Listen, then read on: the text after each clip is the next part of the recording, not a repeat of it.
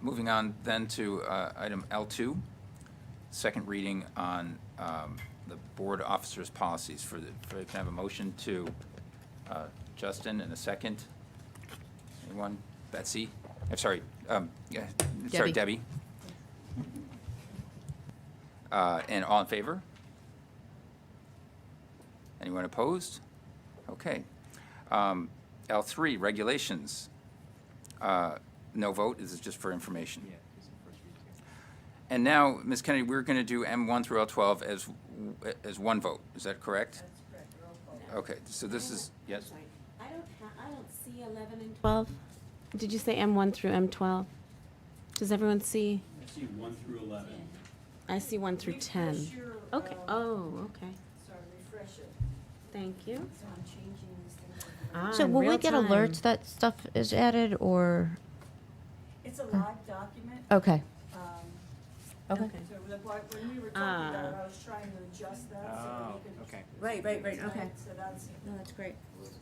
so, Okay. Okay. I can change that, so it's all the attachments will be there, but it'll be one resolution. Okay. If you wanna do it that way. Because then you could still pull out like, well, I don't wanna do attachment, whatever. Okay. All right, I do have one question. All right. Um, Do we need a For mo- Lou. Oh, Motion first before we discuss, so can we have a motion to, motion Betsy and second Justin? Okay. so for 7, the non-athletic, no, I'm sorry, the other personnel actions. So for the PE monitor that we talked about, I see they want to do 2 people at 325. Yeah, splitting stuff. Okay, What number is that? sorry, 7. E. That was, So I was just curious, they changed it, or, No, it's the same amount, they're just dividing it with 2 people. and they feel they'll be able to work together? I mean, the whole idea, it seemed, is they wanted one person, so they Right. could organize it. Well, they'll be working together. So they'll be working together, but they're both splitting the number of days that they're doing it. and the total is 650? I had remembered 750. Is that because it didn't start? Right. In- It's prorated. Okay. Okay. Any other questions or comments on M1 through M12? This is a roll call vote. Ms. Kennedy, will you take the roll? Patrick Sullivan, Yes. Betsy Baglio, Yes. Debbie Bronfeld, Yes. Justin Duran, Yes. Bill Hare, Yes. Daphne Kendall, Yes. Fern Sproul, Yes. Gregory Stankowitz, Yes. Connie Witter, Yes. Evelyn Spahn. Yes. Unanimous, thank you. Okay.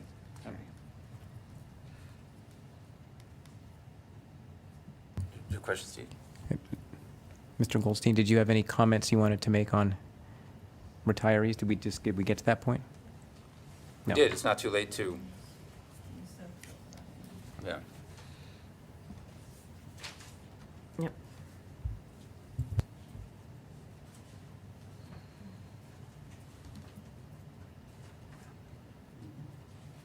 Yes?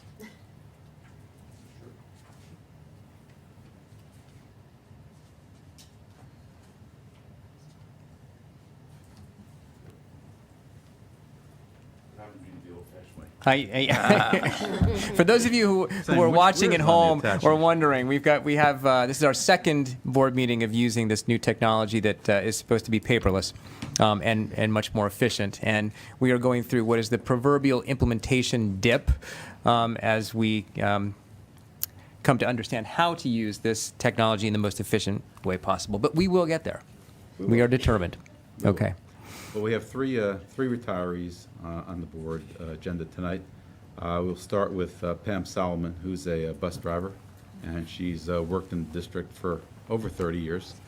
And transportation is one of the more challenging jobs in the district, but Pam has basically done a great job of working with parents and students and the transportation various supervisors over the years.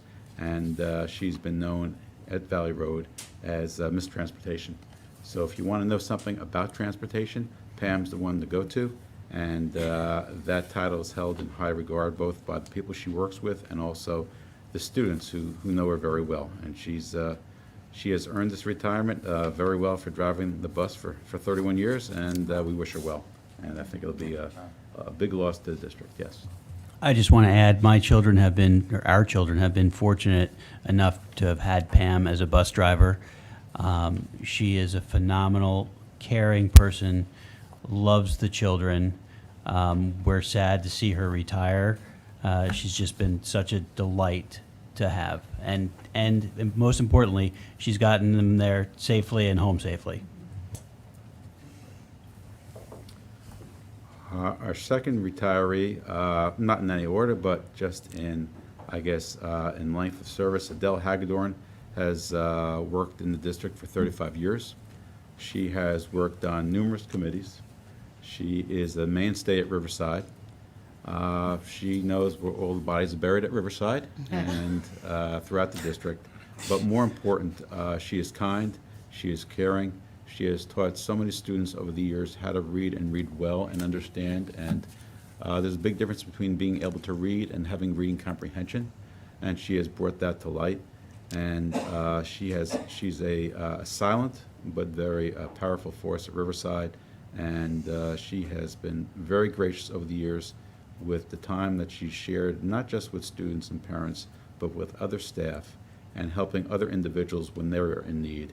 And she has gone through some losses recently, but beyond it all, she's always maintained a balance of being able to encourage students to achieve and grow. And I know that Sarah's in the back, and I know she would add a million more words than what I'm saying right now, but she is going to be hugely missed and a lovely person, but more or less the consummate professional in an area of education that is so well needed. And so, Adele, we will miss you. John Baxter. John Baxter and I enjoyed baseball. Unfortunately, John roots for the Yankees and I root for the Mets. And with that said, we always appreciate this time of the year because pitchers and catchers report. And but John Baxter has been reporting to PHS every day for the last 19 years, I believe, almost 20. And what he has done with students and how he has enlivened their knowledge of social studies. Not everybody is thrilled to get into that social studies classroom, but Patty Manhart knows John so well in the last couple of years, and she knows the impact John has had, not just as a teacher, but as a person. And also he has been an advisor. He was the former advisor to the Model UN, and he still does a lot of good things, and he has made his mark known. A lot of times board members, and I know Steve and a couple of our negotiating members know John for the negotiator that he has been for the PREA during the PREA negotiations. I have had the pleasure of working with him during all these years, going back to our negotiations during the strike in 2002. But through it all, John has been knowledgeable. He has been professional. He has basically advocated very well on behalf of the PREA membership. He is a tough guy to negotiate against. But I'll tell you what, deep down, he's in love with this district and in love with what he does in social studies. And, we talked about this a little bit, and he basically feels that he has made his mark and is ready to let the next generation come on and do theirs. But, John will miss you. And whenever, February rolls around, I'll always think of you and know that it's always time for pitchers and catchers in Princeton. Thank you, Great. Lou. Thanks, Lou. I do have to say just a word about John. As Lou implied, and as he mentioned, I first knew John through contract negotiations, and I will say that John was brilliant, fair, and formidable. But John was not just a negotiator; he was a true educator. And I remember last June, the senior class dedicated their yearbook to John. and they did so standing out underneath the flagpole in front of PHS. And one student speaking about John turned to him and said, you know, because of you, I'm inspired to vote. And John looked at him and said, and because of you, I am inspired to teach. And that's who he was. A true educator, someone who cared deeply about students, and someone who will continue to affect the lives of our young people long after he retires. So we're very grateful for his service. Great, thank you. Moving on.